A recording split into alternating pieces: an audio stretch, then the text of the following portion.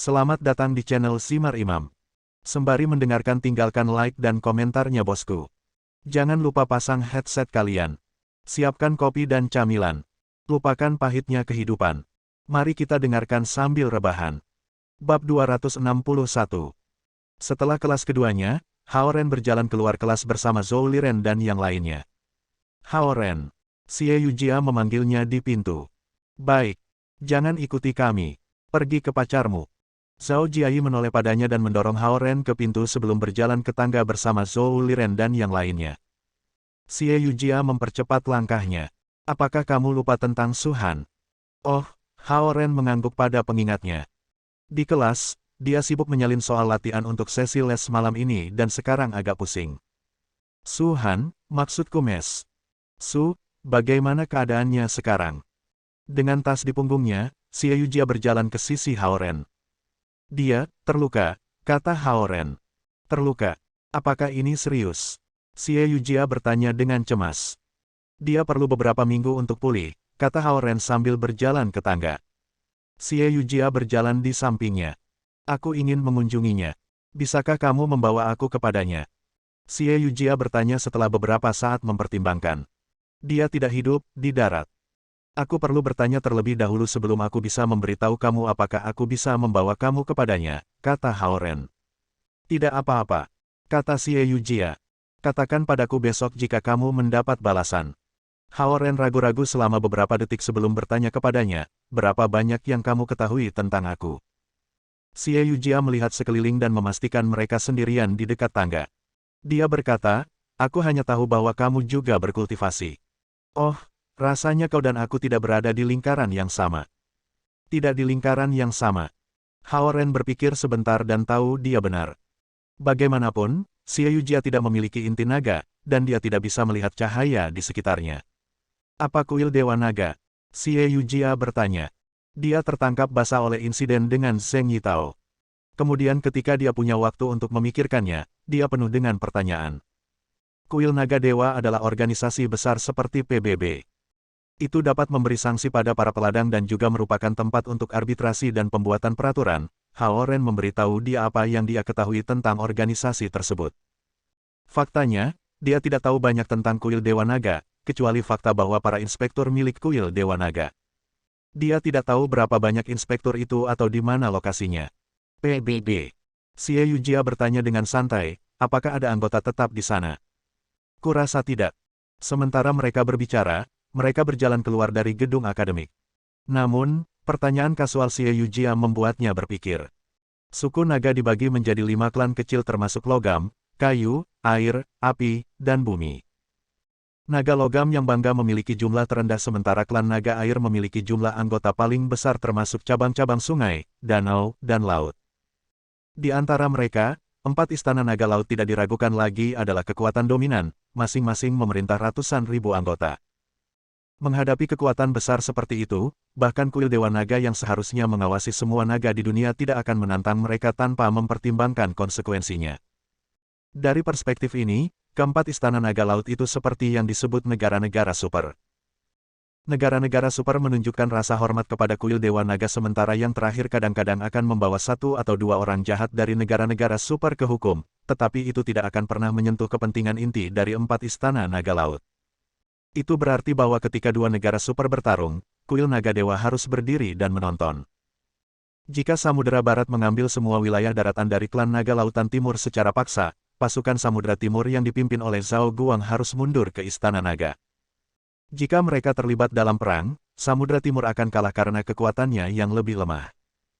Jika mereka mengakui kekalahan tanpa perlawanan, Samudera Timur harus menyerahkan bisnis besar yang telah mereka operasikan selama puluhan tahun ke Samudera Barat.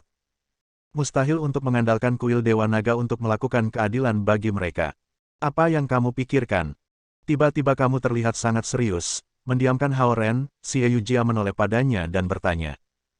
Tidak ada, Hao Ren menatapnya, berterima kasih atas komentarnya sebelumnya yang membuatnya mengerti seluruh situasi. Dia mengira Samudera Barat hanya menekan mereka dan tidak akan berani bergerak. Sekarang dia memikirkannya, dia menyadari bahwa provokasi Zheng Yitao hanyalah bagian dari strategi Samudera Barat. Jika mereka tidak tahan dengan provokasi Zheng Yitao dan menyerangnya, Samudra Barat akan menggunakan alasan ini untuk menyatakan perang melawan mereka. Sebagai pangeran mahkota Samudra Barat, Zheng Yitao jelas tidak seperti orang bodoh yang tampak. Namun, Samudra Barat tidak berharap bahwa serigala hitam akan ditangkap, dan Zheng Yitao akan terluka parah. Hei, ada yang salah. Melihat Hao Ren tenggelam dalam pikirannya lagi, Xie Yujia melambaikan tangannya di depan matanya. Tidak ada, kata Hao Ren dan menggelengkan kepalanya. Sepertinya dia telah memasuki perangkap mereka. Dia pikir Zheng Yitao adalah anak kaya yang bodoh dan melukainya dengan sangat marah. Hanya itu yang dibutuhkan Samudra Barat. Akhir pekan ini, aku akan pergi mengunjungi nenek tua bersamamu. Hao Ren menoleh ke Xie Yujia dan berkata. Hao Ren yakin bahwa Master Super yang menghancurkan Black Wolf dengan satu serangan dari langit adalah nenek tua. Namun, Xie Yujia menggelengkan kepalanya sedikit. Nenek tua berkata dia tidak ingin melihatmu. Selain itu, dia bilang dia tidak akan terganggu dengan bisnis orang lain. Nenek tua itu tidak ingin melihatku. Hao Ren memandang Xie Yujia dan menduga itu mungkin karena hubungannya dengan dia. Aku pergi ke perpustakaan. Apakah kamu ikut dengan aku? Xie Yujia bertanya padanya. Tidak. Hao Ren menggelengkan kepalanya. Ya, aku pergi ke perpustakaan kalau begitu. Katakan padaku besok jika aku bisa mengunjungi Suhan. Dia berjalan ke sepedanya yang diparkir di depan gedung akademik. Kemudian, dia mengendarainya perlahan ke arah perpustakaan di kejauhan. Hao Ren merawatnya dan yakin bahwa nenek tua itu tidak akan campur tangan dalam konflik antara Istana Naga. Dia telah menempatkan masalah di hadapan kuil Dewa Naga, yang menunjukkan keengganannya untuk mengganggu bisnis internal di suku Naga. Itu tidak akan ada hubungannya dengan dia bahkan jika Samudra Barat dan Laut Timur saling membantai. Menonton sepeda Xie Yujia menghilang di sudut gedung akademik D, Hao Ren menghela nafas sebelum berjalan menuju gerbang sekolah. Semua orang mengira dia dan Xie Yujia berkencan. Faktanya adalah, mereka menjalani kehidupan yang terpisah dan tidak saling mengganggu. Karena rahasia mereka dibagikan, mereka berdua bisa santai. Sementara Hao Ren berkultivasi, Xie Yujia juga berkultivasi. Di masa lalu, dia tidak ingin kalah dari Little Older Brother. Sekarang dia tidak mau kalah dengan Hao Ren. Dia tahu dia harus bekerja keras untuk meningkatkan dirinya untuk memasuki dunia Hao Ren. Hao Ren berjalan keluar dari gerbang sekolah dan membeli sepotong roti dari toko makanan untuk mengisi perutnya. Karena tidak ada kelas sore itu, Hao Ren pergi ke pusat seni bela diri Elder Sun di pusat kota. Dojo seni bela diri Penatua Sun terletak di ujung barat Jalan Nanjing yang merupakan salah satu jalan tersibuk di kota. Hao Ren datang ke pintu dan melihat papan besar di atasnya, Sun Yun Martial Arts Dojo. Dojo itu dinamai menurut nama Penatua Sun. Saat melihat papan nama, Hao Ren ingat sebuah laporan berita baru-baru ini yang mengatakan bahwa pusat pelatihan seni bela diri bernama Sun Yun Martial Arts Dojo telah berkembang di seluruh negeri dalam beberapa tahun terakhir. Sekarang, mereka telah membuka lokasi di 15 kota, dan dojo di East Ocean City jelas merupakan markas besar. Setelah jeda singkat di gerbang, Hao Ren melangkah ke dojo yang tampak megah. Saat dia berjalan masuk, dia melihat sekelompok anak muda berlatih di aula. Mereka dibagi menjadi dua kelompok. Satu kelompok jelas adalah murid dojo karena mereka memiliki fisik yang kuat dan gerakan standar. Kelompok lainnya adalah orang-orang dengan fisik yang berbeda dan gerakan canggung. Mereka jelas orang-orang kota yang datang ke sini untuk berolahraga. Saat itu tengah hari, dan karyawan yang bekerja di gedung perkantoran di dekatnya mengambil istirahat makan siang yang panjang untuk berolahraga di sini. Saat ini, latihan beban, yoga, dan pilates cukup populer, dan dojo seni bela diri ini telah menjadi tempat latihan yang populer di kota. Tentu saja, menjadi tempat latihan paling populer di kota itu hanya salah satu fungsi dari Sun Yan Martial Arts Dojo. Layanan yang lebih penting adalah melatih lebih dari 6.000 penjaga keamanan profesional setiap tahun untuk semua lapisan masyarakat. Terlebih lagi, karena metode pelatihan dojo yang sederhana dan efektif, bahkan polisi menempatkan basis pelatihan mereka di dojo dan mengirim petugas polisi ke sini untuk pelatihan reguler. Saat Hao Ren berjalan ke aula, seorang murid dari resepsi segera datang dan menyambutnya. Halo, apakah kamu di sini untuk belajar seni bela diri atau mengunjungi teman? Aku di sini untuk Sun Yun, kata Hao Ren. Bos kami. Murid muda itu menatap Hao Ren. Apakah kamu Tuan Hao Ren? Ya, jawab Hao Ren. Sikap murid itu menjadi lebih terhormat. Bos telah mengatur ruang khusus untukmu. Silakan ikuti aku. Hao Ren mengangguk dan mengikutinya. Murid itu tidak memiliki lampu di sekelilingnya, baik karena dia adalah seorang master yang telah menyembunyikan kekuatannya atau trainee biasa di sini. Trainee atau murid ini ada di sini untuk belajar seni bela diri. Dojo memberi mereka makan dan naik, dan mereka harus bekerja sangat keras. Mereka diuji secara teratur pada seni bela diri dan perilaku, dan mereka yang gagal dalam ujian akan digulingkan. Juga, para trainee dan murid ini diharuskan untuk menjalankan operasi harian dojo. Misalnya, mereka mengajarkan seni bela diri kepada tamu yang membayar, membantu tamu memilih tempat pelatihan, dan membuat program pelatihan, DEL. Tentu saja, mereka tidak bekerja sia-sia. Setelah mereka lulus tes terakhir, Sun Yun Doa Martial Arts akan menawarkan pekerjaan dengan gaji tetap dan kompetitif. Selain itu, sebagai lulusan dari Sun Yun Doa Bela Diri, para murid menikmati reputasi yang sangat baik. Beberapa pengusaha kaya dari Hong Kong bahkan akan datang ke sini untuk memilih pengawal. Ketika bisnis dojo tumbuh, para lulusan menikmati jaringan saudara dan saudari yang lebih besar di seluruh negeri. Penatua Sun adalah orang yang pendek, tetapi visi strategisnya memang hebat. Melintasi aula, mereka pergi ke halaman belakang, dan ruang pelatihan VIP berada di dua sisi koridor ini yang mengarah ke halaman belakang. Hao Ren melihat beberapa anggota VIP mengambil pelajaran pribadi di kamar, dan Tuan, mereka adalah murid senior dojo. Beroperasi di tempat yang begitu besar di pusat kota menunjukkan kemewahan Penatua Sun. Dia juga mengelola restoran paling mewah di East Ocean City. Bisnis-bisnis ini hanyalah sebagian kecil dari kerajaan darat di Samudra Timur. Hao Ren hanya bisa membayangkan kekuatan bisnisnya yang hebat di seluruh wilayah, bagian lain negara itu, dan bahkan di luar negeri. Yah, bukankah ini yang kedua? Ketika Hao Ren melewati ruang pelatihan VIP, sebuah suara yang akrab dan menjengkelkan datang dari sana. Hao Ren berhenti dan melihat ke dalam. Benar saja, Huang Suji sedang berlatih seni bela diri di ruang VIP, dan bersamanya adalah Kapten Haixi University Taekwondo Club yang pernah datang ke East Ocean University untuk kegiatan pertukaran klub. Dibanjiri keringat, mereka berdua mengenakan kostum trainee dojo. Instruktur mereka adalah murid muda dojo setinggi 1,8 meter. Saat melihat Kapten Haixi University Taekwondo Club, Hao Ren terkejut sekaligus terhibur. Hao Ren mengira dia adalah seorang praktisi taekwondo yang sangat baik, tetapi sekarang dia menyadari tulisan ini telah meningkatkan kekuatannya dengan latihan seni bela diri Tiongkok sebelum menunjukkan kekuatan yang menyamar sebagai taekwondo. Persahabatan antara Huang Suji dan kapten ini menunjukkan bahwa Huang Suji telah mengarahkan kapten ini untuk menghancurkan klub taekwondo Universitas East Ocean University dan mengacaukan Lu Linlin dan Lu Lili. Dia melakukannya karena saudara-saudara perempuan Lu menolak pengejarannya dan bergabung dengan klub taekwondo, membuat klub taekwondo lebih populer daripada klub panjat tebingnya. Karena dia tidak bisa membalas mereka sendiri, dia membuat temannya, yang berasal dari sekolah lain, menantang klub Universitas Taekwondo East Ocean University. Itu sangat tercela darinya. Apakah kamu tahu berapa biaya untuk berada di sini selama 1 jam? Apakah kamu pikir kamu mampu membeli tempat seperti itu? Menyeka keringatnya dengan handuk putih, Huang Suji berjalan ke pintu dan mengejek Hao Ren. Selama kegiatan pertukaran klub, dia melihat Hao Ren bertarung tanpa teknik dan berpikir Hao Ren ada di sini untuk berlatih seni bela diri. Dia akan mengejek Hao Ren lagi ketika murid muda yang telah mengajar seni bela diri Huang Suji menangkupkan tangannya ke murid muda yang menunjukkan jalan untuk Hao Ren, berkata dengan hormat, "Paman Master." Murid muda di samping Hao Ren hanya mengangguk. Pukulan yang baru saja kamu tunjukkan perlu bergerak ke atas sedikit lebih banyak dengan kekuatan lebih sedikit. Teruskan. Terima kasih atas tipnya, Paman Master. Mengabaikannya, murid muda itu membungkuk pada Hao Ren dengan hormat dan mengarahkan lengannya. Bapak, Hao, tolong lanjutkan. Seperti yang diperintahkan oleh bos, kamar kamu adalah ruang pelatihan raja tertinggi di bagian terdalam dojo. Oke. Hao Ren terus berjalan.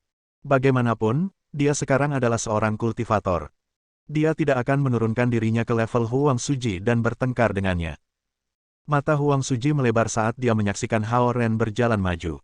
Apakah dia membayar kamar yang paling mahal? Ini bukan kamar yang paling mahal karena sama sekali tidak terbuka untuk umum. Instruktur Huang Suji mengoreksi dia dengan sedikit iri dalam suaranya. Bab 262. Saat Hao Ren berjalan 10 meter ke depan, dia datang ke sebuah pintu dengan tanda yang bertuliskan, Raja Tertinggi. Setelah Hao Ren membuka pintu geser bergaya Tang, dia menyadari bahwa ruangan itu tidak sebesar yang dia kira. Itu hanya sebuah ruangan yang lebih besar dari 10 meter persegi dengan pintu raksasa. Di tengah ruangan, ada altar bundar yang terbuat dari bahan yang terlihat seperti emas dan kayu.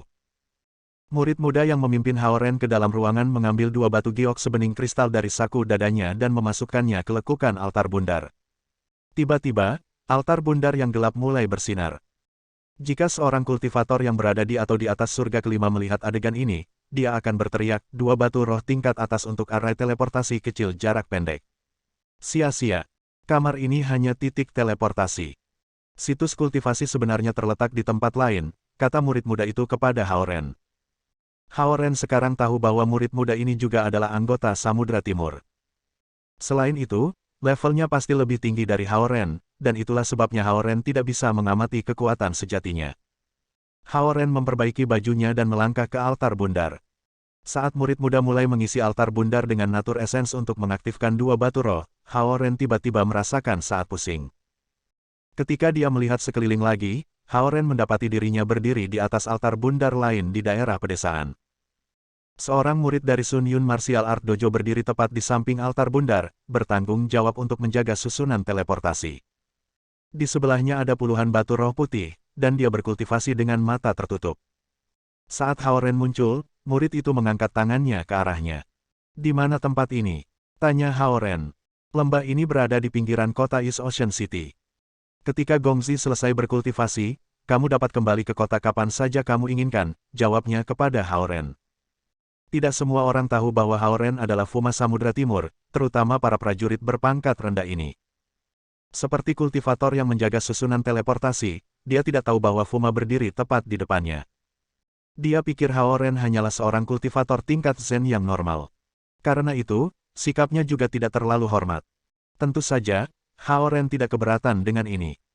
Ketika dia melihat murid muda itu menutup matanya dan mulai berkultivasi sekali lagi, dia berjalan menuju sebidang tanah datar di lembah. Lampu biru dangkal mengelilingi perbatasan lembah. Haoren menduga bahwa situs budidaya dilindungi oleh sebuah arai sehingga bahkan ketika manusia biasa memasuki gunung, dia tidak akan bisa masuk ke situs. Ketika Little White terbangun dari tidur siang, ia mulai melompat-lompat di ruang tersembunyi. Ketika Haoren melepaskannya dari kalung, itu mulai berlarian di lembah. Namun, sesaat kemudian, Little White kehilangan minat karena menyadari lembah itu tidak istimewa. Itu mulai berjalan menuju Haoren dengan ekornya yang melengkung. Kemudian ia mengangkat kepalanya dan mulai menjulurkan lidahnya, memberitahu Haoren bahwa ia menginginkan beberapa pil eliksir. Little White berubah besar dan pergi ke sana 100 meter jauhnya. Haoren mengambilnya di telinganya dan melemparkannya beberapa meter ke depan. Little White tampaknya tidak mengerti dan mengira Haoren bermain dengannya. Jadi, itu berlari kembali ke Haoren dengan menggembirakan. "Pergi, pergi, pergi, pergi ke sana." Haoren dengan lembut menendang perutnya. Little White memutuskan untuk memeluk kaki Haoren dan bertindak seperti hewan peliharaan yang manja. "Sial, aku tidak bermain denganmu." Haoren meraih tubuhnya lagi dan melemparkannya ke depan. Little White berguling-guling di udara. Kemudian, ketika hendak mengenai tanah, tubuhnya tiba-tiba berubah besar. Bang! Tubuh besar Little White menghantam tanah dan menciptakan lubang kecil. Sebelum itu bisa stabil, Haoren melepaskan energi pedang unsur air dari jarinya dan menembaknya ke arah Little White. Little White memandang Haoren dengan polos. Dia tidak percaya bahwa tuannya, yang biasanya memperlakukannya dengan baik, tiba-tiba akan menyerangnya. Karena bisa merasakan energi pedang terbang ke arahnya, Little White berguling-guling di tanah dengan malas dan menghindari serangan. "Tidak peduli apa-apa selain makan, sekarang saatnya untuk melatihmu." Haoren melepaskan energi pedang unsur emas lainnya. Little White akhirnya menyadari bahwa Haoren tidak bermain dengannya. Karena itu, ia segera menggerakkan pantatnya dan mencoba menghindari energi pedang yang tajam. Energi pedang menghantam batu di belakang Little White dan meninggalkan bekas. Haoren menurunkan kekuatan energi pedang ke tingkat minimum. Oleh karena itu, bahkan jika Little White tertabrak, itu tidak akan menderita cedera tetapi hanya akan merasakan sakit. Karena Little White takut akan rasa sakit, itu tidak akan membiarkan energi pedang ini menyentuhnya. Jika membandingkan kekuatan Little White dengan Haoren, itu akan lebih kuat. Namun, itu terlalu malas, dan itulah sebabnya Haoren harus memacunya. Haoren melepaskan dua energi pedang sekali lagi. Little White melompat tinggi ke udara dan membalik dengan indah karena menghindari dua energi pedang. Namun, ketika mendarat di tanah, ia menjulurkan lidahnya dan mulai terengah-engah. Meskipun telah mengonsumsi pil eliksir setiap hari, selalu tidur. Karena kurangnya latihan, Little White bertambah berat sejak terakhir kali dikeluarkan dari Sky Mountain Lotus Cave. Itu tidak akan baik jika aku tidak memaksanya menurunkan berat badan. Saat Hao-Ren memikirkannya, dia menembakkan 3 energi pedang terus-menerus. Little White bergegas untuk bersembunyi, tetapi energi pedang elemental kayu masih mengenai pantatnya, menyebabkan rasa sakit. Mengusir, mengusir, mengusir. Hao-Ren tidak memberikan kesempatan untuk beristirahat saat dia melepaskan 3 energi pedang lagi. Ledakan. 4 cakar emas Little White tiba-tiba menembakkan api, dan itu terbang lebih tinggi ke udara. Hanya karena aku tidak bisa mengalahkanmu, bukan berarti aku tidak bisa lari. Little White menancapkan ekornya dan dengan cepat terbang tinggi ke udara. Namun, Hao-Ren tidak menunjukkan belas kasihan dan terus menembakkan 2 energi pedang elemen api menuju Little White. Little White terbang dengan kecepatan yang sangat cepat. Kecepatan terbangnya tampak lebih dari 2 kali lebih cepat dari sebelumnya. Sekarang, Hao-Ren tahu bahwa itu bahkan menerbangkannya sebelumnya. Bang, bang, bang, bang. Hao-Ren melemparkan 10 energi pedang dan menciptakan jaring, pelarian bukti, menghalangi Little White dari semua arah. Ketika Little White menyadari bahwa tidak mungkin dia bisa terbang di atas energi pedang, dia memberikan yang terbaik dan berusaha mati-matian untuk terbang lebih tinggi. Namun, dengan suara letupan keras, kepala Little White menghantam langit-langit yang tak terlihat karena telah terbang ke ujung jajaran perlindungan. Memotong, memotong, memotong, memotong.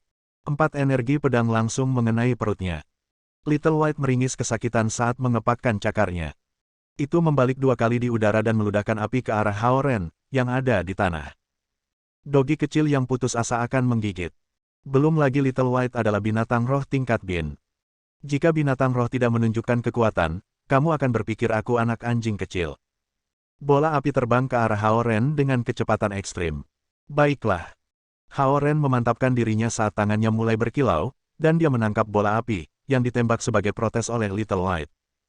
Hundun Lightning bisa menghancurkan 5 elemen dunia. Bola api Little White dibuat dari elemen api. Serangan bola api pecah seketika dan berubah menjadi elemen murni. Hao-Ren kemudian menggunakan bulir bayangan pedang bayangan cahaya untuk menyerap elemen. Pada saat yang sama, dia melambaikan tangan kirinya dan menembakkan 5 energi pedang ke Little White lagi. Ketika Little White menyadari itu tidak bisa melarikan diri, ia memutuskan untuk tidak menghindar lagi. Ia meraung dan meludahkan api. Api melelehkan semua energi pedang dan terbang menuju Hao-Ren. Formasi arai elemen air. 16 energi pedang unsur air murni membentuk garis dan terbang menembus awan api. Air membalas serangan. Energi pedang elemen air menciptakan lubang besar di tengah awan api, dan kekuatan rotasi energi pedang memadamkan api dan terus terbang menuju Little White. Little White memiliki mata hitam yang terbuka lebar, dan potensi makhluk buas meledak sekali lagi. Ini meludahi api dan membentuk banyak panah karena meniru energi pedang Hao-Ren. 2 panah sepanjang 10 meter bertabrakan di udara. Bang! Esensi putih dan esensi merah membentuk 2 bola dan mulai menyebar keluar. Dan kekuatan yang disebabkan oleh tabrakan menghancurkan dan memecah batu dan pohon di daerah sekitarnya. Kultivator, yang menjaga barisan teleportasi dan beristirahat dengan mata tertutup, membuka matanya saat dia merasakan seluruh lembah berguncang. Dia telah melihat pembudidaya berlatih sendiri atau dengan satu sama lain tetapi tidak pernah dengan binatang roh. Meskipun ada binatang roh di dalam istana naga, mereka semua makhluk roh tingkat rendah. Mereka yang bisa meludahkan api akan dianggap sebagai binatang roh tingkat tinggi. Mengusir, mengusir, mengusir. Sial. 7 energi pedang ditembakkan ke Little White sekali lagi. Kultivator mengejutkan menatap Hao-Ren yang berada di tanah menembak energi pedang.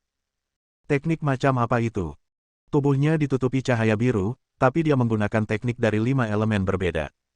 Apakah dia berlatih teknik 5 unsur? Petik 2. Little White, yang ada di udara, meludahi api lagi. Binatang roh adalah binatang iblis jinak, api yang mereka ludah bukanlah api 5 elemen biasa. Api mendesis panas membakar 7 energi pedang menjadi abu dalam sekejap. Bola api itu berputar dengan kecepatan ekstrim dan terus terbang menuju Hao-Ren. Little White mulai menggunakan kekuatan penuhnya karena Hao-Ren membuatnya sangat putus asa. Hao-Ren memperhatikan bahwa bola api itu sangat kuat. Karena itu, dia tidak akan berani menangkapnya. Sebaliknya, dia segera minggir, menghindari serangan. Sepertinya Little White menahan sedikit karena bola api itu kuat tapi lambat.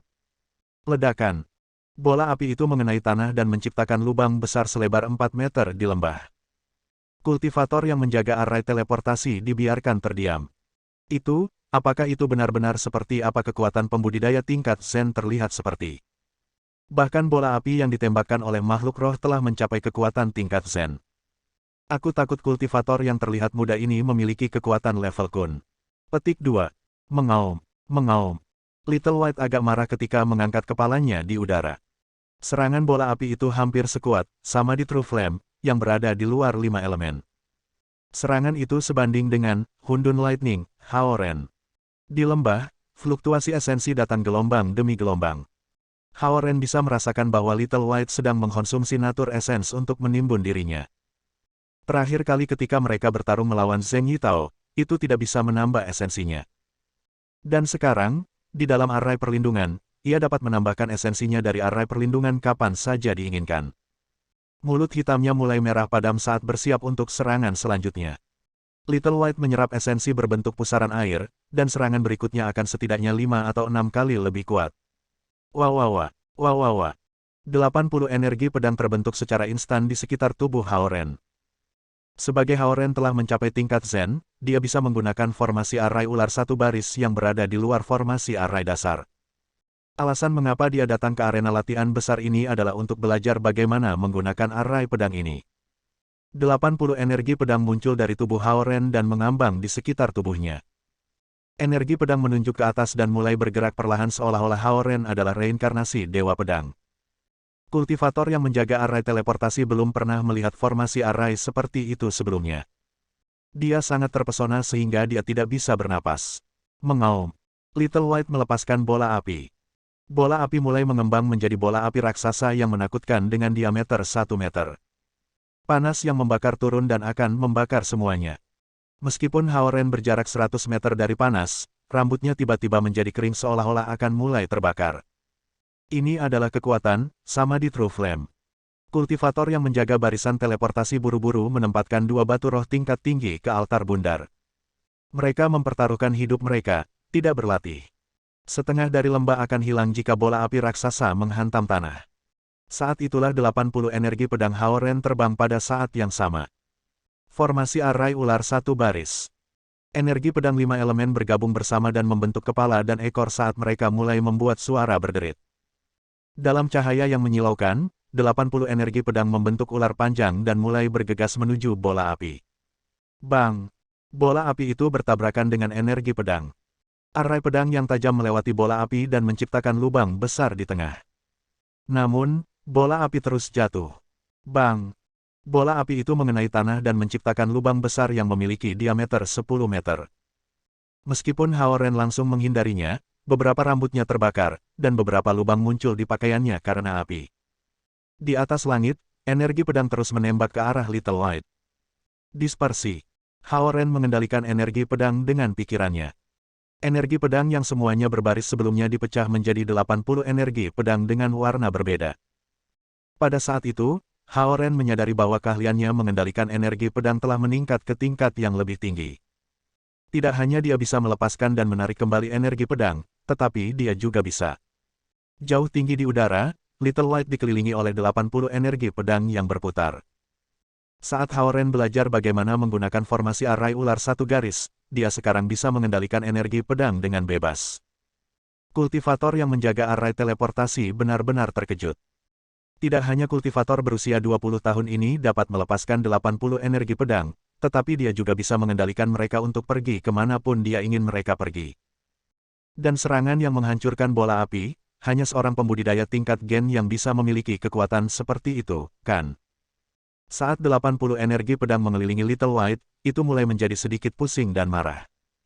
Tiba-tiba membuka mulutnya dan menelan 4 energi pedang terdekat ke perutnya. Saat Haoren ragu-ragu sejenak ketika dia menyadari bahwa dia kehilangan kendali atas 4 energi pedang, Little White menelan 3 energi pedang lagi. Putih kecil adalah singa, dan leluhurnya dikenal sebagai Suani satu. Suani menelan awan dan meludahkan asap. Itu akan memakan semua jenis esensi.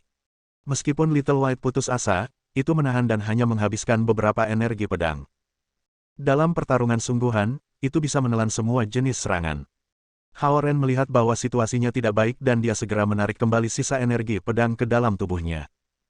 Jika Little White terus mengkonsumsi energi pedang, semua pelatihan dan kultivasinya dalam beberapa bulan terakhir akan sia-sia. Baiklah, baiklah. Kamu menang. Hao Ren melambai ke Little White dan melemparkan 2 pil eliksir padanya. Little White, yang bersikap angkuh, melihat pil-pil itu dan segera turun ke tanah. Setelah pertarungan ini, Hao Ren tidak bisa lagi menyebut Little White sebagai anjing mati, karena itu memang singa salju tipe tempur. Yang dibutuhkan hanyalah lebih banyak pelatihan dan untuk mendapatkan lebih banyak pengalaman tempur. Namun, Hao Ren tidak tahu bahwa sebagai keturunan Suani, bukan saja Little White dapat menelan Nature Essence, kotorannya adalah pupuk super untuk menumbuhkan tumbuhan spiritual. Ayo pergi. Sekarang saatnya untuk pergi ke rumah Si. Saat Hao Ren melihat Little White mengunyah eliksir dan bersandar pada kakinya, dia mengambilnya dan melemparkannya ke kalungnya. Formasi arai ular satu baris begitu kuat sehingga sebanding dengan kekuatan pembudidaya tingkat gen. Dan untuk Little White, sepertinya bahkan 3 atau 4 pembudidaya tingkat Zen masih tidak akan bisa mengalahkannya. Jika Samudra Timur dan Samudra Barat mulai bertarung satu sama lain, Hao Ren percaya bahwa dia dan Little White dapat memiliki kesempatan untuk bertahan hidup. Bab 263. Hao Ren melemparkan Little White ke ruang tersembunyi sebelum berjalan ke formasi arai teleportasi lagi. Kali ini, pembudidaya yang menjaga formasi arai teleportasi memandang Hao Ren dengan cara baru. Matanya dipenuhi dengan rasa hormat dan sedikit ketakutan. Setelah 2 batu roh ditempatkan di altar bulat, ia segera mengaktifkan formasi arai. Hao Ren melangkah ke atasnya dan langsung dia kembali ke ruang pelatihan, Raja Agung. Murid yang memimpin Hao Ren ke kamar sedang duduk di samping formasi arai teleportasi, berkultivasi sambil menunggunya. Merasakan fluktuasi Nature Essence, dia mendongak dan melihat bahwa Hao Ren telah kembali. Segera, dia berjalan menghampirinya. Bapak, Hao, bagaimana? Ini tempat yang bagus. Hao Ren menatapnya. Bukankah Penatua Sun ada di dojo hari ini? Dia sedang berurusan dengan sesuatu yang mendesak. Oh, Hao Ren tidak mengejar topik itu, berpikir bahwa Penatua Sun harus sangat sibuk sebagai salah satu asisten penting Zhao Guang. Dia tidak tahu bahwa Penatua Sun sebenarnya berada di grup Mingri berbicara tentang masalah mengenai Samudra Barat. Murid itu membawa Hao Ren keluar dari ruangan menuju gerbang utama aula. Bapak, Hao, bos mengatakan kepada aku untuk memberi kamu ini jika kamu puas dengan ruangan. Ini adalah kartu VIP Diamond tertinggi. Dengan itu, kamu dapat berlatih di salah satu dojo seni bela diri Sun Yun kapan saja. Selain itu, jika kamu memiliki masalah lain, semua dojo akan membantu kamu menyelesaikannya. Dia mengeluarkan kartu dan menyerahkannya kepada Hao Ren. Hao Ren memasukkan kartu ke dompetnya. Sebagai dojo seni bela diri yang bercabang di seluruh negeri, Sun Yun Doa Bela Diri menyediakan layanan pelatihan dan perlindungan pribadi kepada pemilik kartu VIP Diamond tertinggi. Meskipun kartu ini tidak diperlukan untuk Hao Ren yang telah mencapai level Zen, itu bermanfaat bagi mereka yang khawatir tentang keselamatan mereka di kota-kota besar. Kartu VIP Supreme Diamond yang luar biasa ini tidak dapat diperoleh dengan sponsor ratusan ribu yuan.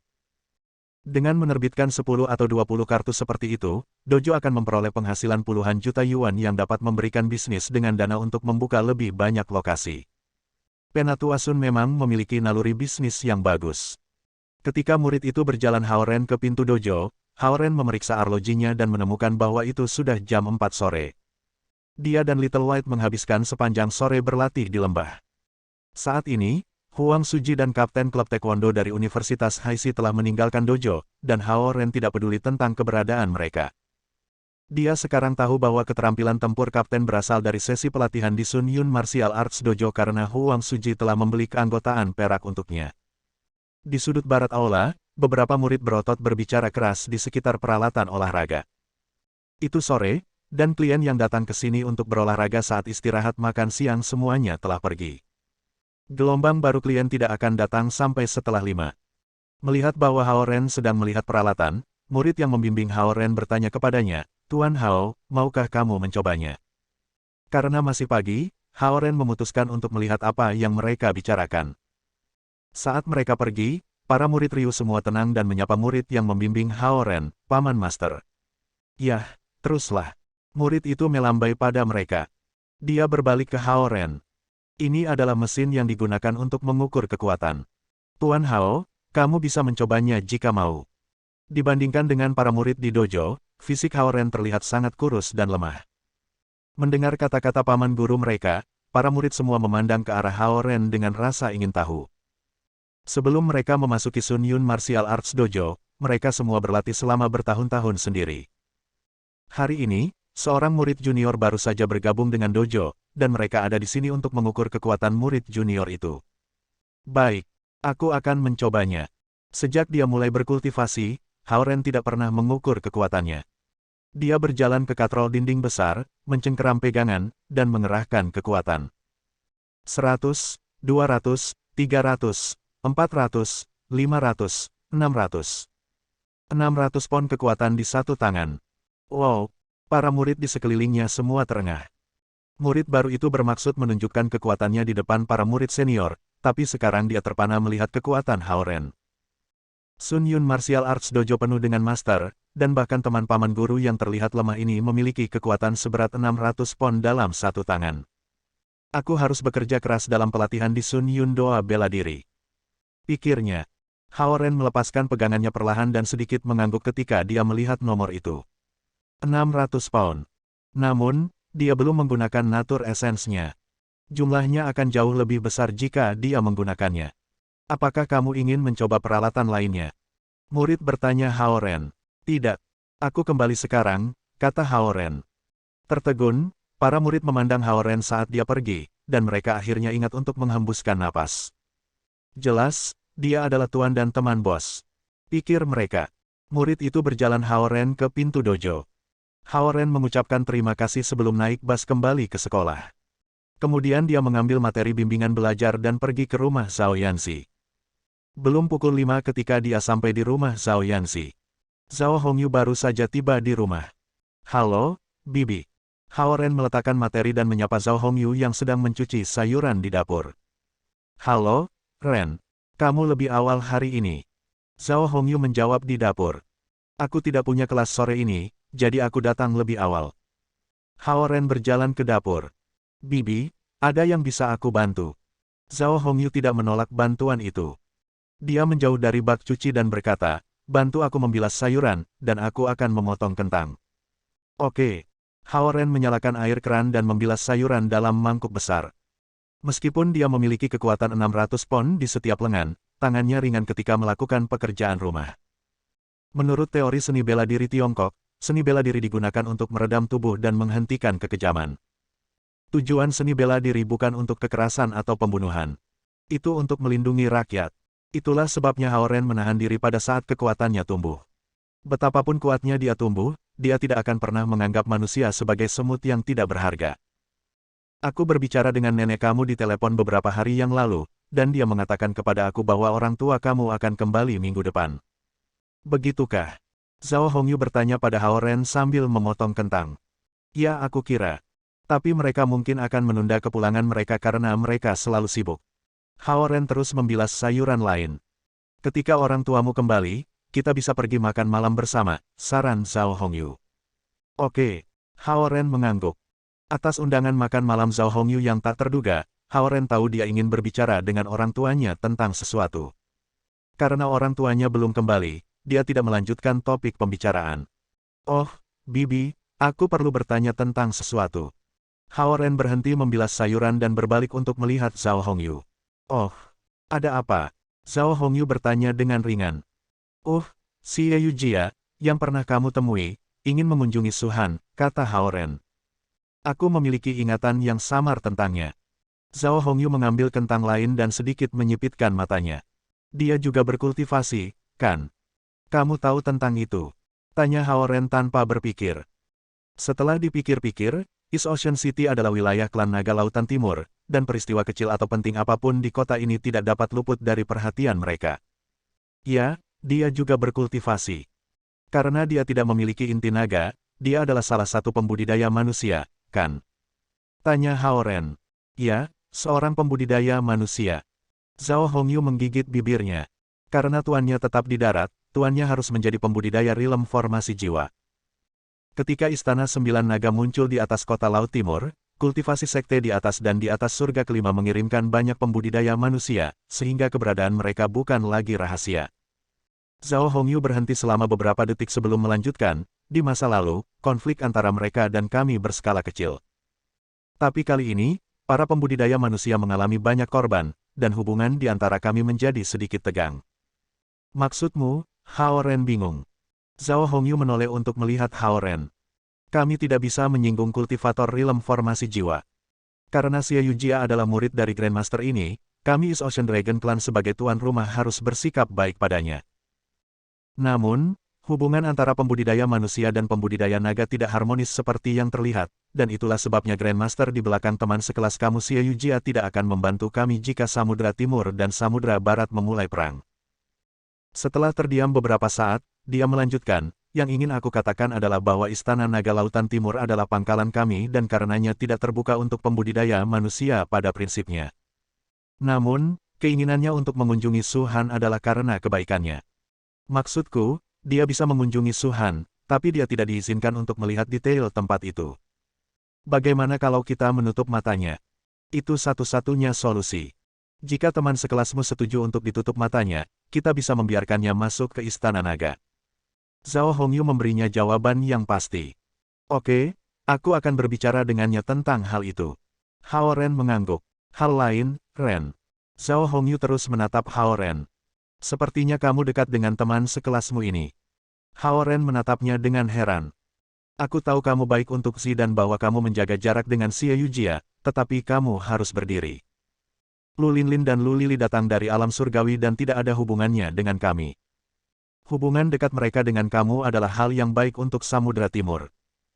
Suhan adalah inspektur, dan hubungan kamu dengannya tidak menimbulkan masalah. Namun, Xie Yujia adalah salah satu pembudidaya manusia.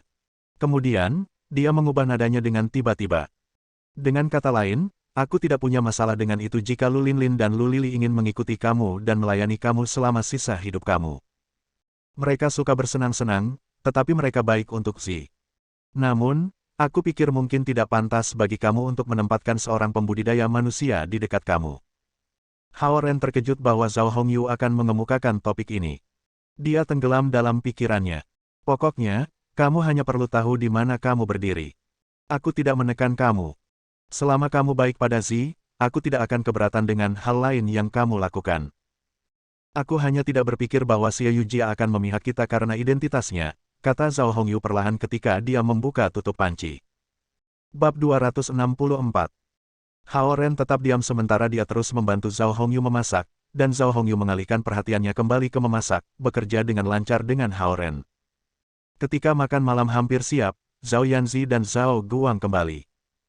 Karena situasi yang tegang dengan Samudera Barat, Zhao Guang secara pribadi mengantar Zhao Yanzi ke dan dari sekolah dalam beberapa hari terakhir. Dia telah mengatur beberapa tetua untuk berpatroli di sekitar sekolah menengah Lingzhou juga. Bu, makan malam hari ini sangat harum. Dengan seragam sekolah birunya, Zhao Yanzi melompat ke dapur. Hehe, dengan bantuan Ren, aku punya lebih banyak waktu untuk menambahkan hidangan yang halus, jawab Zhao Hongyu sambil tersenyum. Baik, ini adalah tugasnya untuk membantu. Zhao Yanzi cemberut dan memutar matanya ke arah Hao Ren. Hao Ren tersenyum tak berdaya. Dia menduga bahwa suasana hati Zhao Yanzi yang baik adalah karena ketidakhadiran Zheng Yitao di sekolah. Makan malam ini berbau harum. Bahkan Zhao Guang memuji dengan suara keras dari ruang tamu. Tentu saja, aku mengambil piring. Zhao Yanzi melompat keluar dari dapur dengan gembira. Dia sangat senang ketika mendengar bahwa Zheng Yitao turun ke ranah yang lebih rendah dalam kultivasi, tetapi dia tidak menyadari konsekuensi dari insiden tersebut. Baik, makan malam sudah siap. Zhao Hongyu berjalan keluar dari dapur membawa 2 piring. Zhao Hongyu melompati dan mengambil 2 potong daging babi dengan jari-jarinya dan memasukkannya ke dalam mulutnya. Kamu kucing kecil yang rakus. Menempatkan piring di atas meja, Zhao Hongyu menepuk dahi Zhao Yanzi dengan ringan, dan Zhao Yanzi menjulurkan lidahnya ke ibunya. Kemudian, Hao Ren berjalan keluar dengan 2 piring lain. Ada sup di sana. Lakukan sesuatu yang berguna dan dapatkan. Zhao Hongyu mengulurkan tangan dan mencubit hidung Zhao Yanzi. Baik, oke. Zhao Yanzi berjalan ke dapur dan membawa semangkuk besar sup keluar dari dapur.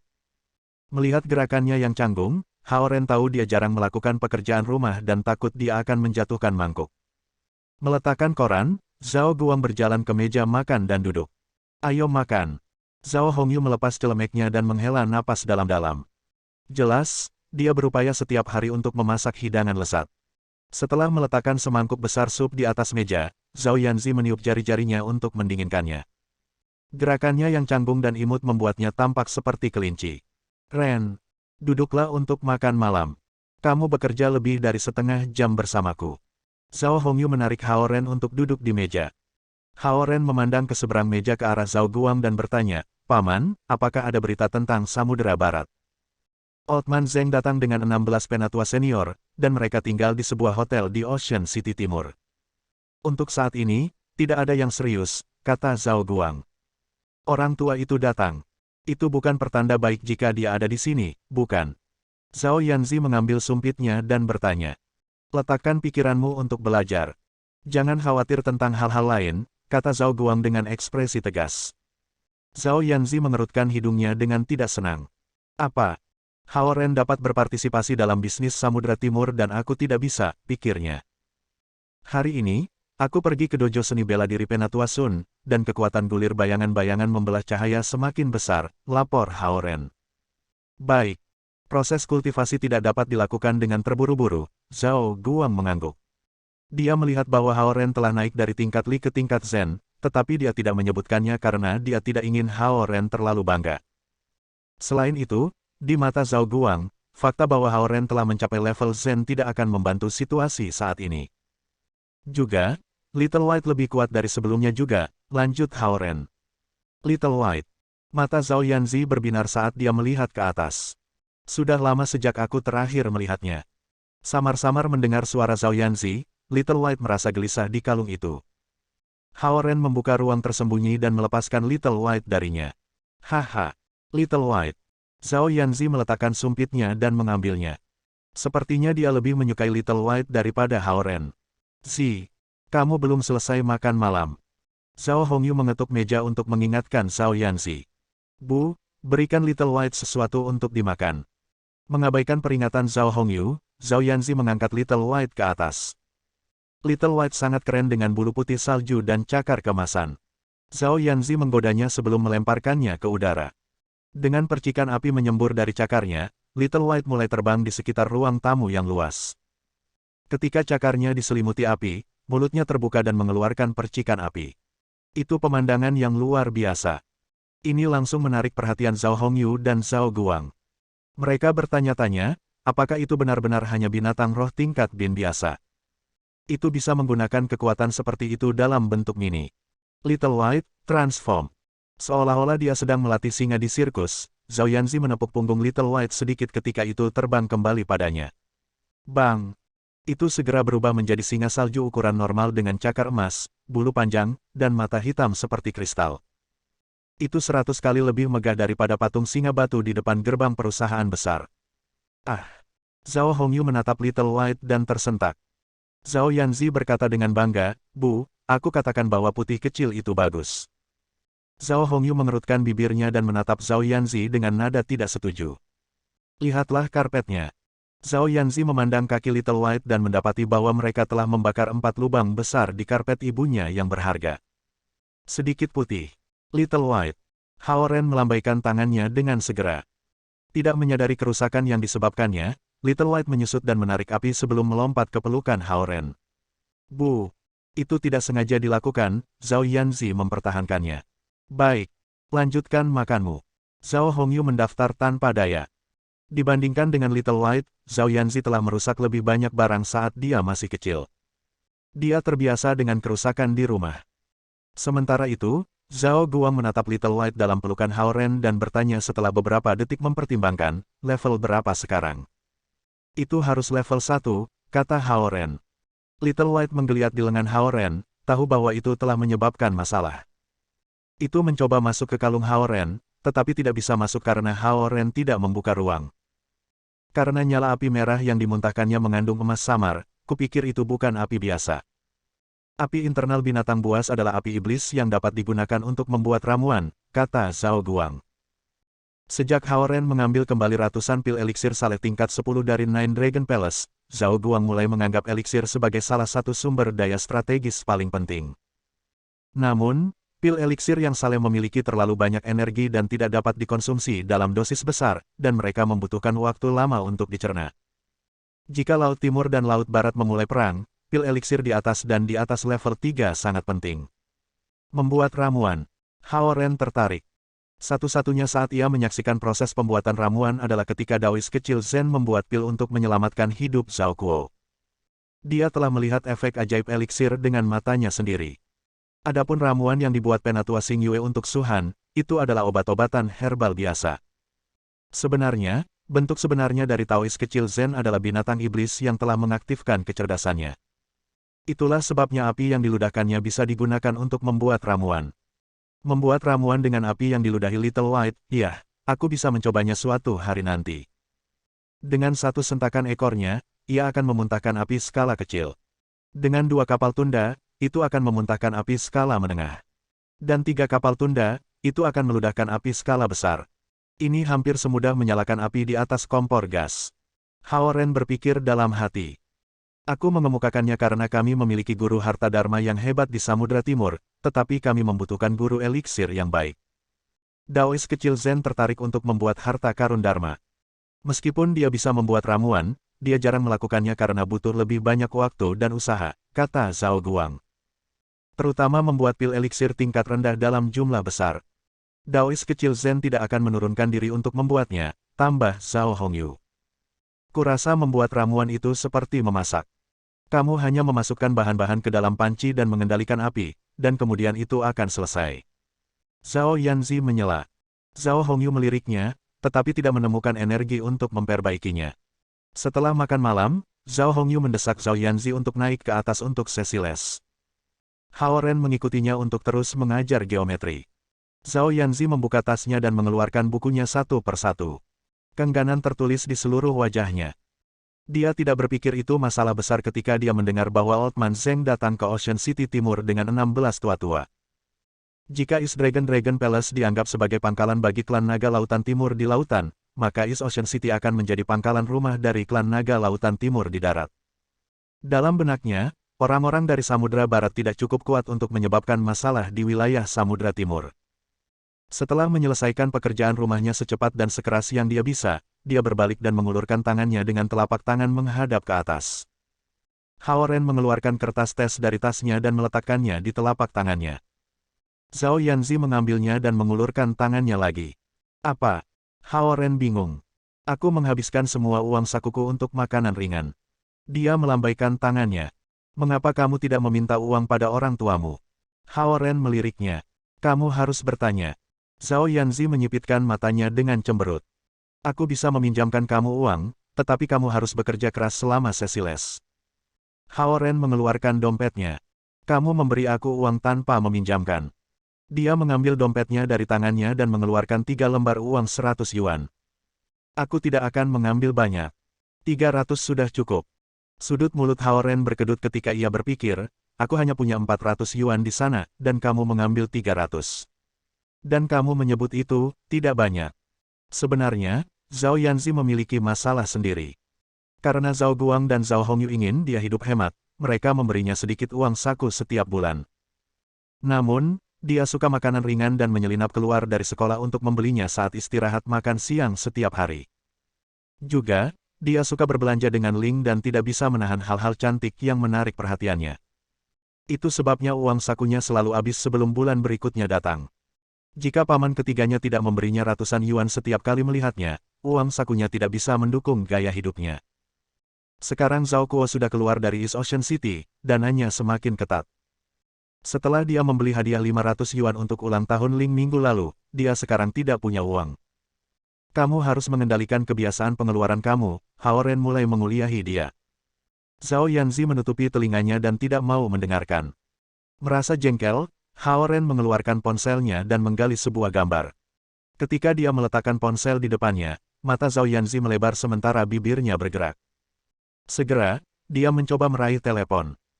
Dalam foto itu, dia berbaring di atas perutnya di tempat tidur, Kepalanya bersandar pada kertas tes yang ditulis oleh Hao Ren, dan dia meneteskan air liur dan membasahi setengah dari kertas. Dia tidak bisa meninggalkan gambar yang begitu merusak di ponsel Hao Ren. Hao Ren mengangkat ponselnya dengan tiba-tiba, dan Zhao Yanzi tidak meraihnya. Dengan gambar seperti itu di ponselnya, dia akan bisa membuat Zhao Yanzi melakukan apa yang dikatakannya. Gedebuk. Kursi kayu Hao Ren terbalik. Zhao Yanzi tidak mendapatkan telepon, tetapi momentum mengirimnya ke dada Hao Ren. Dia jatuh bersamanya. Baik. Kamu seharusnya memiliki sesi bimbingan belajar. Apa yang kamu lakukan? Zhao Hongyu datang untuk memeriksa Zhao Yanzi. Mendengar suara keras datang dari kamar Zhao Yanzi, dia mendorong pintu terbuka.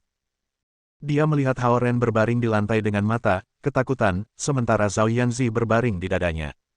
Bibirnya hampir menyentuh Hao Ren. Zhao Hongyu membeku saat melihat. Zhao Yanzi menoleh dan melihat Zhao Hongyu. Segera, wajahnya memeras semerah darah. Bu, itu dia, Zhao Yanzi menunjuk Hao Ren di lantai dan tiba-tiba tersedak kata-katanya. Jika Zhao Hongyu melihat foto itu, dia akan tahu bahwa Zhao Yanzi telah tidur sementara Hao Ren sedang mengajarinya. Itu akan menjadi bencana. Bagaimana dengan dia? Zhao Hongyu berjalan ke kamar dan bertanya. Tidak ada apa-apa. Zhao Yanzi berdiri dengan wajah merah. Hao Ren berdeham dan berdiri dari lantai. Dia mengambil foto tadi malam hanya untuk bersenang-senang dan tidak berharap bahwa Zhao Yanzi akan bereaksi begitu keras dan menyebabkan pergolakan besar. Kembalilah ke sekolahmu. Jengkel, Zhao Hongyu berbalik dan meninggalkan ruangan. Melihat Zhao Hongyu, Zhao Yanzi tahu ibunya salah paham. Dengan wajah memerah, dia ingin menjelaskan dirinya sendiri tetapi tidak tahu caranya. Dia menyentuh mulutnya dan tidak bisa mengingat apakah bibir mereka telah menyentuh atau tidak. Ketika Zhao Hongyu keluar dari kamar, siraman Zhao Yanzi mulai berkurang. Setelah beberapa saat pertimbangan, dia berbalik untuk melihat Hao Ren. Apakah kita, atau tidak? Tanyanya. Apa? Hao Ren menatapnya dengan heran. Sulit untuk memahami apa yang dia katakan. Melihat Zhao Yanzi menyentuh bibirnya, Hao Ren menyentuh bibirnya sendiri tanpa sadar. Baik. Benarkah? Zhao Yanzi mengerutkan kening dengan cemas. Hao Ren akhirnya mengerti apa yang dia katakan. Kejatuhannya begitu tiba-tiba, dan Zhao Hongyu berjalan dengan tiba-tiba. Dalam kebingungan yang panik, dia tidak memperhatikan apakah bibir mereka bersentuhan atau tidak. Mungkin kita lakukan. Jawab Hao Ren setelah beberapa detik ragu. Benarkah? Zhao Yanzi mengerutkan hidungnya dan mengerutkan alisnya karena malu. Apa yang harus kita lakukan? Tanya Hao Ren. Apa yang bisa kita lakukan? Zhao Yanzi memelototinya. Kamu mengambil ciuman pertamaku. Kamu paman jahat. Melihat reaksi kerasnya, Hao Ren tertawa. Karena Hao Ren tertawa, Zhao Yanzi menatapnya dengan curiga. Baik. Kami tidak. Menghirup dalam-dalam, Hao Ren menatapnya. Apakah kamu ingin jawabannya ya atau tidak? Aku, Zhao Yanzi berhenti selama setengah detik. Tentu saja aku ingin jawabannya tidak. Yah, kalau begitu jawabannya adalah tidak. Hao Ren mendorong kertas tes di atas meja ke arahnya. Bab 265. Kamar Zhao Yanzi harum dan sunyi. Hao Ren mengajari geometria sampai jam 9. Setelah sesi les mereka, Zhao Yanzi akhirnya memahami itu. Lagi pula, itu bukan hal yang sulit baginya karena ibunya adalah seorang arsitek, dan dia mewarisi perasaan ruang ibunya. Bagi Hao Ren, geometri adalah sepotong kue. Dia yang terbaik dalam hal itu ketika dia masih di sekolah menengah. Itulah sebabnya dia dengan cepat memahami konsep-konsep dalam buku-buku yang diberikan Zhao Hongyu kepadanya. Begitu sesi berakhir, Zhao Yanzi hampir mendorongnya keluar dari kamarnya. Tangan kecilnya yang mendorong punggung Hao Ren lembut, tetapi lengannya kuat. Aku akan pergi ke Istana Naga untuk berkunjung besok. Apakah kamu ingin datang? Hao Ren menatapnya kembali sementara dia mendorongnya keluar. Tidak, aku tidak akan pergi. Zhao Yanzi menggelengkan kepalanya tanpa ragu-ragu. Dia tidak tertarik pada kehidupan yang membosankan di Istana Naga dan lebih suka tinggal di darat. Hari ini, rambutnya digerai, dan menutupi telinganya. Ketika dia menggelengkan kepalanya, rambutnya terurai seperti payung, menampakkan telinga putihnya di bawah. Lalu, haruskah aku datang untuk mengajarimu besok? Hao Ren berbalik untuk menatapnya. Dia berdiri di ambang pintu dan menatapnya, menggigit bibirnya. Aku akan mengambil hari libur pada hari Jumat. Tapi, datang berbelanja dengan aku pada hari Sabtu. Hao Ren menatapnya dan mengangguk. Baik. Dia mengambil 2 langkah ke depan dengan tas di tangannya sebelum berbalik lagi. Hanya kami berdua. Yah, berapa banyak orang yang kamu inginkan? Zhao Yanzi menatapnya dengan heran. Oke, Hao Ren mengangguk dan berbalik ke tangga. Kemudian, dia menoleh dan bertanya, apakah itu ciuman pertama kami? Aku pikir ketika aku pertama kali bertemu dengan kamu, kami memiliki. Itu tidak masuk hitungan, kata Zhao Yanzi segera. Hao Ren bertanya-tanya bagaimana dia memutuskan apa yang diperhitungkan dan apa yang tidak. Tetapi memandangi matanya yang tajam, dia memutuskan untuk tidak bertanya dan segera turun. Zhao Guang dan Zhao Hongyu sedang menonton TV di kamar mereka. Hao Ren tidak mengganggu mereka. Dia berjalan keluar dari rumah dengan tenang sebelum melepaskan Little White dari ruang tersembunyi dan terbang menuju sekolah dalam lingkup energi merah. Dia kembali ke sekolah. Malam berlalu dengan cepat dan dalam sekejap mata, dan Jumat pagi datang. Semua siswa bersemangat karena akhir pekan sudah dekat. Zhao Jiayi akan memimpin tim bola basket East Ocean University untuk memainkan pertandingan tandang akhir pekan ini. Sejak Xie Wanjun pergi ke AS, Zhao Jiayi telah menjadi sosok inti dari tim bola basket. Karena kurangnya pelatih, ia harus mengelola bisnis harian tim dan menjadi cukup sibuk dengan itu. Melihat kursi kosong Zhao Jiayi sementara teman-teman sekelasnya masuk ke kelas satu persatu, Hao Ren merasa agak bingung. Di perusahaan Malina, Xie Yujia, dengan jaket hijau dan sepatu bot militer, berjalan ke dalam ruangan. Dia melihat sekeliling dan melihat Hao Ren. Kemudian, dia berjalan ke arahnya. Duduk di kursinya, Hao Ren menyaksikan Xie Yujia, yang segar dan anggun, berjalan ke arahnya. Tiba-tiba, jantungnya berdetak kencang. Memang, dia lebih cantik dari sebelumnya. Tetapi yang lebih penting, sejak mereka menetap dalam hubungan mereka, perasaan yang tak terlukiskan mulai menyelimutinya. Ketika dia adalah presiden kelas, Xie Yujia harus mengatur semua urusan kelas. Sejak dia berhenti dari posisi itu, dia memiliki aura yang segar dan menyentuh hati seperti angin sepoi-sepoi. Semua pria di kelas merasa dia orang yang berbeda. Apakah kamu bertanya? Bisakah kita mengunjungi Suhan hari ini? Xie Yujia berhenti sebelum Hao Ren. Aroma sup yang samar di pakaiannya melayang ke hidung Hao Ren. Oh, mereka bilang ya. Kamu bisa ikut denganku sepulang sekolah, jawab Hao Ren. Oke. Xie Yujia tersenyum sebelum berjalan kembali ke depan kelas.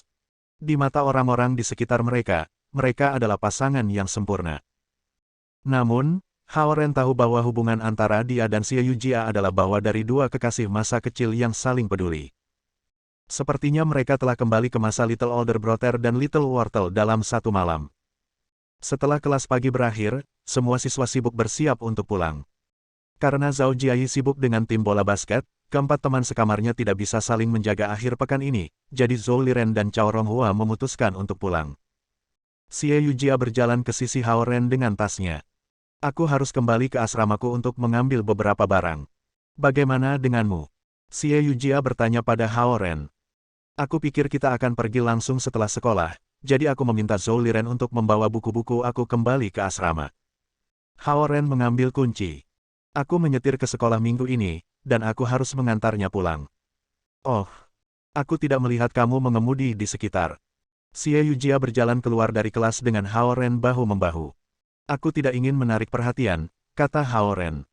Xie Yujia berbalik untuk menatapnya dan tersenyum manis. Dia suka low profilnya. Mereka berjalan ke gedung administrasi, dan Hao Ren mengantarkan Xie Yujia ke area asrama siswa selatan. Dia parkir di pintu masuk gedung asrama dan menunggunya di mobil. Baik, bukankah ini Ren Hao? Malina berjalan keluar dari gedung asrama dengan tas besar di bahunya dan melihat Hao Ren duduk di dalam mobil.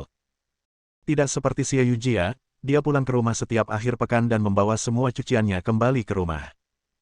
Xie Yujia mencuci dan mengeringkan pakaiannya sendiri dan mendapatkan uang sakunya dengan bekerja selama liburan musim dingin dan musim panas. Hao Ren menatapnya dan tersenyum. Tidak buruk. Mengangkut Yujia dengan mobil. Malina menggodanya. Bagaimana kalau aku memberimu tumpangan? Hao Ren bertanya padanya. Aku tidak bisa menerima. Hanya Yujia yang bisa duduk di dalamnya. Sambil tertawa, Malina berjalan ke gerbang area asrama dengan tas besar. Meskipun dia suka bergosip, dia adalah gadis yang baik. Tak lama setelah itu, Xie Yujia berjalan keluar dari gedung asrama. Dia masuk ke mobil dan bertanya kepadanya setelah beberapa saat mempertimbangkan, apakah ada toko di dekat rumah sakit Suhan. Jika tidak, kamu bisa berhenti di sebelah kanan saat kamu keluar dari gerbang, dan aku akan membeli beberapa pisang dan apel. Mendengar kata-katanya, Haoren hampir tertawa. Membawa pisang dan apel ke Istana Naga. Pikirnya. Ketika Haoren tidak menjawab, Xie Yujia bersandar di kursi. Lupakan saja, mari kita temukan ketika kita sampai di sana. Buah-buahan yang dijual di toko-toko di sekitar sekolah itu mahal dan tidak enak. Oke. Haoren menginjak gas dan melaju menuju rumah Zhao Yanzi. Xie Yujia tidak ingin mengganggu Haoren saat dia mengemudi, jadi dia melihat keluar jendela. Baru-baru ini, dia telah berkultivasi sangat keras tetapi tidak mengalami banyak kemajuan. Dia berencana untuk bertanya kepada nenek tua tentang hal itu akhir pekan ini. Segera, mobil tiba di rumah Zhao Yanzi. Di pintu, sebuah mobil hitam sedang menunggu mereka. Penatua Sun dan 4 pengawal berjas hitam berjalan menuju mobil Haoren. Gongzi. Hao, kami akan pergi bersamamu ke Istana Naga, kata Penatua Sun. Tidak melihat Zhao Guang atau Zhao Hongyu, Haoren tahu bahwa mereka tidak pergi bersama mereka. Mungkin mereka memiliki bisnis yang lebih penting untuk ditangani. Penatua Sun berjalan mendekat dan membuka pintu Ford putih, menyerahkan sepotong kain hitam kepada Xie Yujia. Bingung, Xie Yujia memandangnya, tidak memahami niatnya. Yujia, tutupi matamu dengan itu. Ini akan baik-baik saja, Haoren datang dan menghiburnya. Xie Yujia memandang dari Haoren dan Penatua Sun pendek sebelum mengambil kain hitam dan mengikatnya di atas matanya. Penatua Sun masuk ke bench hitam dengan 4 pengawal terlatih. Haoren mengemudi, mengikuti mereka. Kecuali untuk pertama kalinya dia bertemu Penatua Sun, Haoren tidak pernah gugup. Tapi sekarang, Haoren merasa tertekan. Alih-alih membimbing mereka, Haoren merasa seperti Penatua Sun dan 4 pengawal ada di sini lebih untuk memantau mereka. Ketika mereka tiba di pantai, Haoren membantu Xie Yujia keluar dari mobil. Mendengar suara ombak, Xie Yujia tidak bisa melihat melalui penutup mata dan menjadi sangat gugup. Dia dengan erat mencengkeram tangan Haoren. Aku hanya mengunjungi Suhan. Kenapa hal-hal menjadi begitu aneh? Xie Yujia penuh dengan pertanyaan, tapi dia mempercayai Haoren dan menahan diri untuk tidak menyuarakannya. Setelah membuka terowongan, Penatua Sun membawa mereka ke Istana Naga Lautan Timur. Xie Yujia masih ditutup matanya di jalan. Akhirnya, mereka memasuki sisi istana. Itu adalah tempat tinggal Penatua Xingyue dan tempat Suhan tinggal. Kamu dapat melepaskannya sekarang, Penatua Sun berkata. Haoren mengulurkan tangan dan membuka ikatan kain hitam di atas mata Xie Yujia, dan dia menghela napas dalam-dalam dan melihat sekeliling, menemukan dirinya di istana kuno dengan air yang mengalir ratusan meter di atasnya. Tampilan keheranannya persis sama dengan penampilan Haoren ketika dia pertama kali datang ke Istana Naga. Kami lupa membeli buah-buahan, Xie Yujia berseru. Bang! Pikiran Haoren menjadi kosong. Apakah itu Yujia? Suara Suhan datang dari kamar. Ini aku. Xie Yujia menjawab dengan suaranya yang jernih. Masuk, kata Suhan. Xie Yujia melangkah maju dan membuka pintu kayu berukir kuno. Haoren mengikutinya sementara Penatua Sun dan 4 pengawal tetap di luar. Suhan sedang duduk di tempat tidur, berkultivasi dengan mata tertutup. Pada pandangan ini, Xie Yujia membeku selama setengah detik sebelum memahami mengapa Haoren dulu pergi ke kantor Suhan. Haoren memberitahuku bahwa kamu terluka, dan aku ingin datang dan mengunjungi kamu, melihat sekeliling kamar super luas dengan batu-batu indah yang diaspal di tanah, katanya dengan suara rendah. Itu cedera kecil. Ini bukan masalah besar, Suhan tampak sangat tenang. Faktanya, Xie Yujia dan Suhan tidak sedekat itu. Xie Yujia ingin mengunjungi Suhan karena kebaikan dan tidak berharap bahwa dia akan berakhir di sini. Oh, hal lain. Haoren tiba-tiba teringat sesuatu dan mengeluarkan sebuah kotak kecil dari ruang tersembunyi. Dari kotak kecil itu, dia mengambil beberapa bunga merah kecil yang cerah. Ini adalah bunga merah yang kamu sebutkan terakhir kali. Aku menemukan mereka. Suhan tenang, tetapi matanya bersinar terang saat melihat bunga merah di tangannya. Bahan utama beauty pills. Dia berpikir bahwa dia harus pergi ke gua teratai salju di Gunung Langit untuk bunga-bunga, dan itu mengejutkan bahwa Haoren telah menemukan beberapa untuknya. Meskipun dia gila berkultivasi, dia masih seorang wanita, dan semua wanita tertarik pada kecantikan abadi. Di mana kamu mendapatkannya? Suhan pucat karena luka-lukanya, tetapi sekarang wajahnya memerah karena kegembiraan. Aku mendapatkannya secara tidak sengaja. Hao Ren tidak memberitahunya bahwa dia membeli selusin bunga kecil hanya untuk satu batu roh tingkat menengah di konvensi di surga kelima. Su Han tidak menyelidiki. Sebagai gantinya, dia mengambil bunga merah dari tangannya dan bergumam, pil kecantikan. Apa itu beauty pills? Melihat ekspresi bersemangat Su Han, Xie Yujia berseru. Mengingat ada orang lain di ruangan itu, Su Han berdeham dan terlihat tenang dan misterius. Oh, pil kecantikan adalah pil yang dapat mempertahankan penampilan seseorang secara permanen. Dengan kata lain, mereka adalah pil yang bisa membuat orang awet muda. Selamanya muda. Mendengar kata-katanya, Xie Yujia mulai tertarik dan ingin tahu. Dengan bunga merah di tangannya, Su Han berpikir sejenak sebelum beralih ke Hao Ren. Di Samudra Timur, siapa yang bisa membuat ramuan? Membuat ramuan, Hao Ren berpikir sebentar dan hanya bisa memikirkan Little Daoist-sen. Ada satu, tetapi dia memiliki kepribadian yang aneh dan jarang membantu kita. Bahkan, setelah membuat pil untuk klan naga terakhir kali, dia secara ekspresif mengatakan kepada kami bahwa itu akan menjadi yang terakhir kali dia membantu kami, kata Hao Ren. Su Han melakukan perhitungan dan berkata dengan lembut, dengan Master Elixir Top, bahan-bahan ini bisa membuat 3 beauty pill jika 100% berhasil. Dia tahu bahwa beauty flowers tumbuh bersama dengan 7 teratai salju berwarna di gua teratai salju di Sky Mountain, tetapi dia tidak yakin apakah mereka sudah dewasa atau tidak. Selain Sky Mountain, tempat lain yang memiliki beauty flowers adalah Fifth Heaven. Jika dia gagal menemukan mereka setelah membobol sarang singa salju, dia akan mengambil risiko dan membobol sekte budidaya di surga kelima untuk menemukan mereka.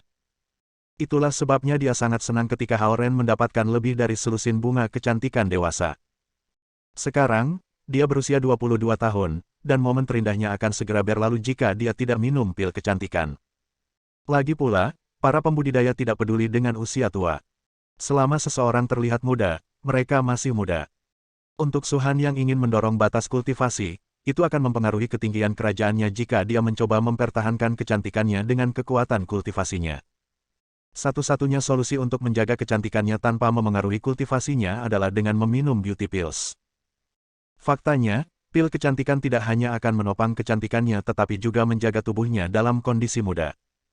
Dia akan tetap menjadi junior di dunia kultivasi selama dia tidak mencapai alam naga langit.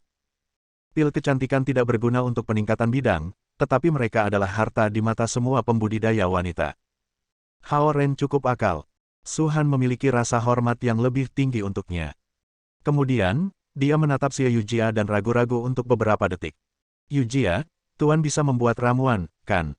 Nenek tua. Xie Yujia berkedip. Aku tidak punya ide. Su Han tahu bahwa pembudidaya di alam formasi jiwa dapat melakukan apapun di dunia. Itu bukan apa-apa bagi mereka untuk membuat harta dharma yang sangat kuat, belum lagi beberapa ramuan. Sementara Su Han berdebat dengan dirinya sendiri apakah dia harus meminta bantuan Xie Yujia, bel pintu rumah Zhao Yanzi dibunyikan. Siapa itu? Zhao Hongyu, yang telah melakukan pekerjaan rumah dengan rambut terangkat, pergi untuk membuka pintu. Di depan pintu berdiri seorang nenek tua berambut putih. Bersambung. Nantikan bab selanjutnya bosku.